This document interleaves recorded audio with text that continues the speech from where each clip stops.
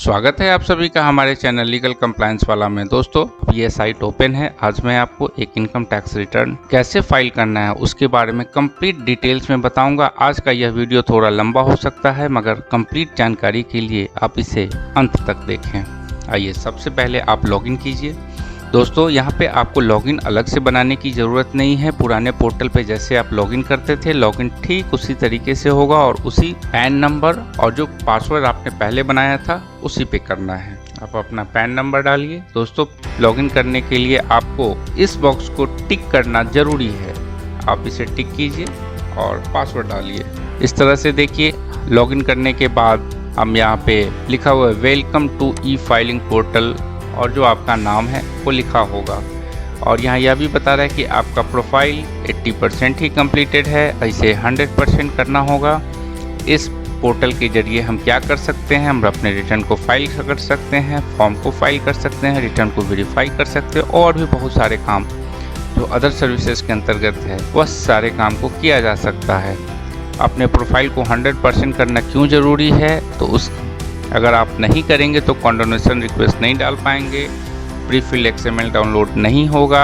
इस तरह से जो भी सुविधाएं आप लेना चाहते हो जो आप इस स्क्रीन के दाहिने तरफ दिख रहा है उसके लिए आपके प्रोफाइल का 100% होना जरूरी है। मैं अपडेट प्रोफाइल वाले ऑप्शन पे जाता हूं और देखूं क्या पेंडिंग रह गया है। तो इस तरह से प्रोफाइल अपडेट करने वाले पेज पे मैं आ चुका हूं और यहाँ बोला there is a mismatch details between PAN and profile. तो पैन में जो मेरा पहले से डेटाबेस डाला हुआ है, पैन में जो भी डेटा मेरा पहले से डाला हुआ है और जो पोर्टल पे है, दोनों के बीच में थोड़ा सा मिसमैच है। मिसमैच का कारण हो सकता है क्योंकि पैन मेरा जिस एड्रेस पे पहले बना था अभी मैं रिटर्न में वह एड्रेस नहीं डालता हूँ, तो दोस्तों वही एड्रेस का मिसमैच होगा। मैं क्लिक हियर करता हूँ। अगर आपके पैन में कुछ चेंजेस करना है या आधार में चेंज करना है तो आप यहीं पर क्लिक करके दोनों का साइट ओपन हो जाएगा। आप चाहे तो अपने पैन में करेक्शन कर लीजिए, नया पैन बना लीजिए, जो भी करना है आपको यहीं से रिडायरेक्ट करके दूसरे साइट पे ले जाया जाएगा। दोस्तों कई बार हमें यह पता नहीं होता था कि यह करेक्शन या चेंजेस कहाँ किस साइट पर जाकर करना है। डिपार्टमेंट ने इसके लिए यह लिंक प्रोवाइड करा के हमारा काम बहुत ही आसान कर दिया है। यहाँ भी देख सकते हैं मिसमैच का रीजन क्या है। जी हाँ, एज पर प्रोफाइल और एज पर पैन मेरा नाम सही है, डेट ऑफ बर्थ सही है, जेंडर सही है, मोबाइल नंबर पैन में मैंने नहीं डाला था तो वहाँ खाली दिख रहा है। और यह रेड कलर में जो दिख रहा है दोस्तों, ये एड्रेस मैंने अभी अपडेट किया था तो यह पैन के डेटाबेस के साथ मिसमैच कर रहा है, इसी के लिए वह मैसेज आ रहा था। इसके बाद आप बाईं तरफ आएँ, देखिए प्रोफाइल अपडेट करने के लिए बैंक अकाउंट है। मैं एक बार बैंक अकाउंट चेक कर लेता हूं। दोस्तों यहाँ बैंक अकाउंट का भी सारा डिटेल्स सही है। आपका added bank account, failed bank account और रिमूव्ड बैंक अकाउंट सब कुछ दिखेगा। आप यहीं से किसी भी बैंक को रिफंड के लिए यस या नो कर सकते हैं। मैंने एक बैंक को यहाँ पे सिलेक्ट किया। क्या आपने इस बैंक को रिफंड के लिए नॉमिनेट करना चाहते हैं, आप इसे कंटिन्यू कर दीजिए। आप अपनी सुविधा अनुसार किसी भी बैंक को कंटिन्यू कर सकते हैं। मैंने स्टेट बैंक को ही कंटिन्यू कर दिया है। अगर आपको कुछ नया बैंक अकाउंट ऐड करना है तो आप यहाँ भी क्लिक कर सकते हैं। दोस्तों यहाँ अब रही बात डीमैट अकाउंट की, आपको यहाँ डीमैट अकाउंट भी अपना रजिस्टर करना पड़ सकता है। बैंक अकाउंट अपडेट हो चुका है, अब डीमैट अकाउंट अपडेट करना पड़ेगा। इसी तरीके से आपको अपने डीएससी को भी रजिस्टर करना है। ये e filing vault high security, इसके बारे में मुझे पता नहीं है, आइए इसे ही क्लिक करते हैं। E filing vault high security का ऑप्शन है set higher security for login. तो यहाँ से आप अपने पासवर्ड को और ज़्यादा स्ट्रॉन्ग बना सकते हैं। दोस्तों इस प्रोसेस को भी मैं बाद में देखता हूँ, अभी मैं बैक जाता हूँ। दोस्तों आइए डैशबोर्ड पे आप बाकी चीज़ों को देखते हैं। एक फाइल रिटर्न का ऑप्शन है, आप देख सकते हैं 1 अप्रैल 2021 से 31 मार्च 2022 के लिए रिटर्न फाइल करना है। टैक्स डिपॉजिट को क्लिक करके चेक करें। टैक्स डिपॉजिट सेक्शन में दोस्तों पिछले असेसमेंट ईयर का और इस असेसमेंट ईयर का दोनों का एक कंपैरेटिव चार्ट दिया हुआ है। आप देख सकते पिछले असेसमेंट ईयर में जो भी टैक्स जमा किया गया था वह नीले रंग से और करंट असेसमेंट ईयर के लिए जो टैक्स डिपॉजिट है उसको पीले रंग से दर्शाया गया है।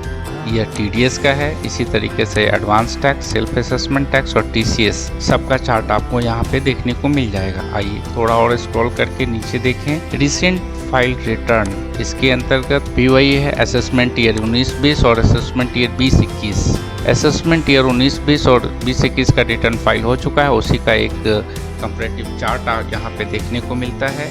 टैक्सेबल इनकम को नेवी ब्लू कलर से दिखाया गया है, जो टैक्स की लायबिलिटी बनी थी उसे पीले रंग से दिखाया गया और जो टैक्स डिपॉजिट है उसे हल्के नीले कलर से दिखाया गया है। तो आप देख सकते हैं जितनी मेरी टैक्स की लायबिलिटी 19-20 की थी, सारा टैक्स डिपॉजिट हो गया, 1 रुपये टैक्स ज़्यादा ही जमा हुआ है। 20-21 में यह टैक्स की जो लायबिलिटी बनी थी उससे थोड़ा ज़्यादा पैसा जमा हुआ था, मतलब TDS ज़्यादा डिपॉजिट हुआ था और उसकी वजह से मुझे रिफंड भी मिला था। पेंडिंग एक्शन कुछ भी नहीं है, मेरा कोई भी काम पेंडिंग नहीं है। रिसेंटली मैंने कोई भी फॉर्म को फाइल नहीं किया है, इसलिए यहाँ पे कुछ दिख नहीं रहा है। अब ग्रीवांसेस को चेक कीजिए, मैंने कोई ग्रीवांसेस भी रेज नहीं कर रखा है। अगर आपने किया होगा तो उसका रिकॉर्ड्स आपको यहाँ भी दिखता है। इस तरह से आप देखिए कि यह साइट पे सारा इन्फॉर्मेशन आपको एक क्लिक पे अवेलेबल है और पहले वाले पोर्टल से यह ज़्यादा यूज़र फ्रेंडली है। आइए अब ई फाइलिंग वाले ऑप्शन में चलते हैं।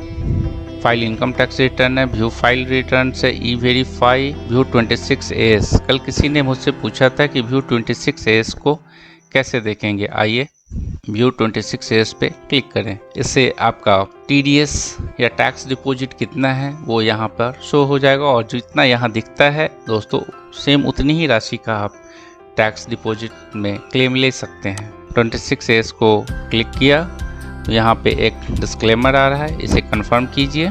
यह ट्रेसेस के पोर्टल पे ले गया, आप यहाँ पे प्रोसीड कीजिए। व्यू टैक्स क्रेडिट यहाँ जो आप देख रहे हैं क्लिक कीजिए, अपने असेसमेंट ईयर को सेलेक्ट कीजिए और व्यू डाउनलोड वाले ऑप्शन पे जाइए। इसे स्क्रॉल डाउन करने से दोस्तों आपका जितना भी TDS कटा होगा वह आपको यहाँ देखने को मिल जाएगा। चलिए ये मैंने ट्रेसेस में 26AS चेक करने का तरीका आपको बता दिया हूँ। अब मैं ई फाइलिंग वाले में व्यू फाइल रिटर्न्स एक बार इसे चेक करते हैं। मैंने असेसमेंट ईयर 2021 का मैंने जो रिटर्न फाइल किया था उसे यहाँ पे आप एक डैशबोर्ड के थ्रू बहुत ही आसानी से देख सकते हैं। मैंने ITR फाइल किया था, उसका यह एक्नॉलेजमेंट नंबर है, मैंने खुद से किया था। फाइलिंग का डेट दिखाएगा आपको दोस्तों और फाइलिंग का सेक्शन भी आपको यहाँ पे दिख रहा है। 7 दिसंबर को रिफंड इशू हुआ था, वह भी आपको यहाँ पे दिख रहा है।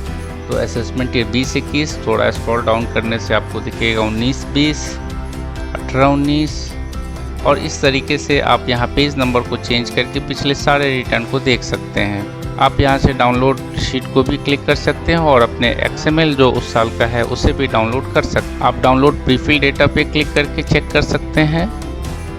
प्रीफिल डेटा में दोस्तों मैं असेसमेंट ईयर करेंट ईयर 21-22 ले लिया। यह प्रीफिल डेटा पुराने पोर्टल पे भी अवेलेबल था। अगर आपको 44 AB के अंतर्गत ऑडिटेड होना है तो आप यहाँ भी क्लिक कर सकते हैं। अभी यह ओपन नहीं हो रहा है, मैं कंटिन्यू पर क्लिक करता हूँ।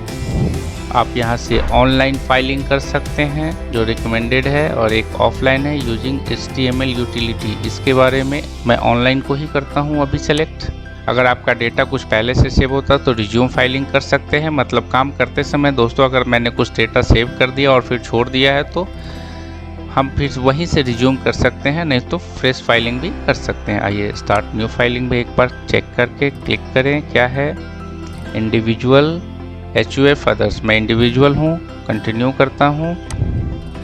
ITR 1 डालना है, प्रोसीड विथ ITR 1 पे क्लिक करता हूँ।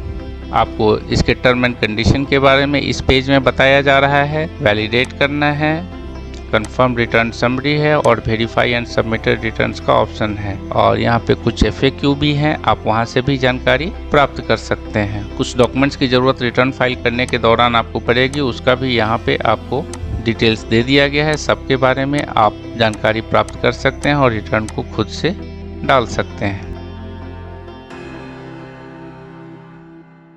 दोस्तों इसके बारे में मैंने 3 अप्रैल को ही एक डिटेल्स में वीडियो बनाया था, आप उसे रेफर कर सकते हैं। मैं इस प्रोसेस को यहाँ पे स्किप करूँगा। दोस्तों इस प्रोसेस को मैं यहाँ से स्किप करूँगा। अब मैं दूसरे HTML वाले ऑप्शन पे चलता हूँ। आप यहाँ से आइए असेसमेंट ईयर को सिलेक्ट करें और कंटिन्यू करते हैं। यहाँ पे ऑफलाइन यूजिंग HTML यूटिलिटी है। आइए मैं इसे 1 पे क्लिक किया, प्रोसीड किया। अब यहाँ पे आपको एक ऑफलाइन यूटिलिटी डाउनलोड करना पड़ सकता है जो JOSN का है। आप यहाँ से अपने JOSN फाइल को डाउनलोड कर सकते हैं जो प्रीफिल्ड है, या JSON फाइल को अपलोड भी कर सकते हैं। ये ऑफलाइन यूटिलिटी पे क्लिक करके चेक करता हूँ क्या है, यह अभी ओपन होने में परेशानी हो रही।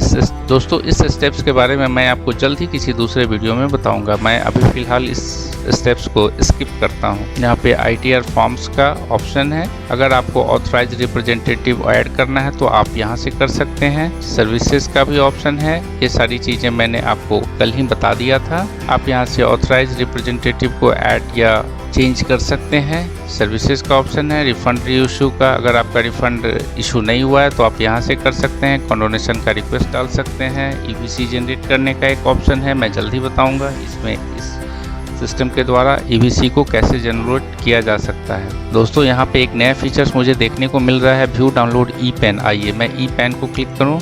आधार नंबर को आपको यहाँ पे डालना होगा। मैंने यहाँ पे आधार नंबर डाल दिया है और कंटिन्यू करता हूँ। यहाँ पे लगता है कुछ एरर आ रहा है दोस्तों, मैं इसे बाद में चेक कर सकता हूँ। तो आप यहाँ पे ऑनलाइन ePAN का भी स्टेटस देख सकते हैं। अब आइए मैं पेंडिंग एक्शन में चलता हूँ। वर्क लिस्ट है, रिस्पॉन्स आउटस्टैंडिंग डिमांड का आपको दिखेगा। आप यहाँ से असेसमेंट ईयर वाइज या डिमांड रेफरेंस नंबर के द्वारा आपको आउटस्टैंडिंग अमाउंट का भी यहाँ पे असेसमेंट ईयर को सिलेक्ट करें या असेसमेंट ईयर या डिमांड, आप यहाँ पे असेसमेंट ईयर को सिलेक्ट करें या डिमांड रेफरेंस नंबर डालें और आउटस्टैंडिंग अमाउंट के बारे में जानकारी प्राप्त करें।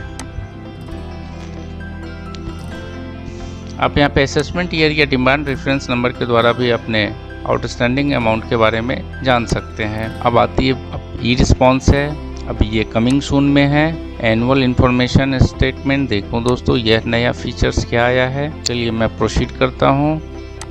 यह कंप्लायंस पोर्टल पे ले जाएगा। कंप्लायंस पोर्टल के द्वारा भी अपना कुछ काम आप यहाँ से कर सकते हैं। रिपोर्टिंग पोर्टल है, आप यहाँ से अपने ग्रीवांसेस भी रेज कर सकते हैं।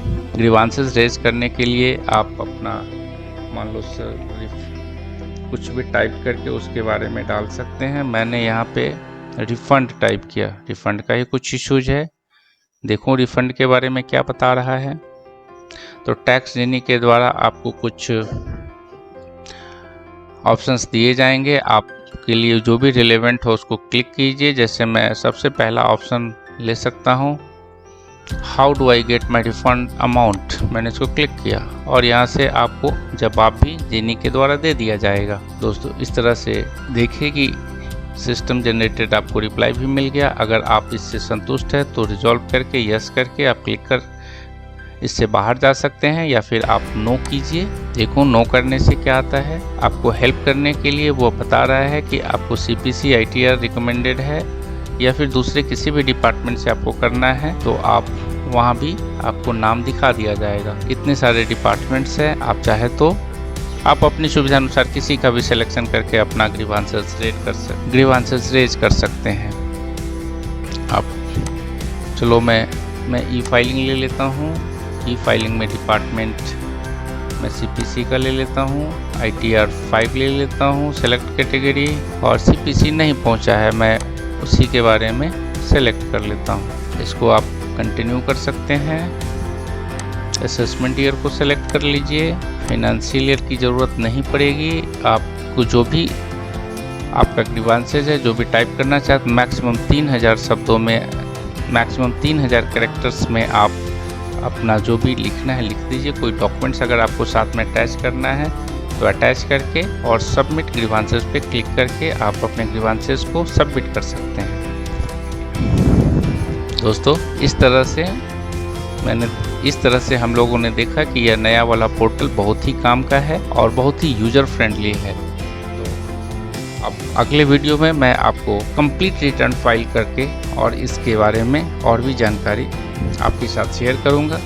इस तरह के और भी इंफॉर्मेटिव वीडियोस मैंने अपने चैनल पे बनाए हुए हैं। हमारे चैनल को देखें, हमारे चैनल को लाइक, सब्सक्राइब व शेयर करें। धन्यवाद।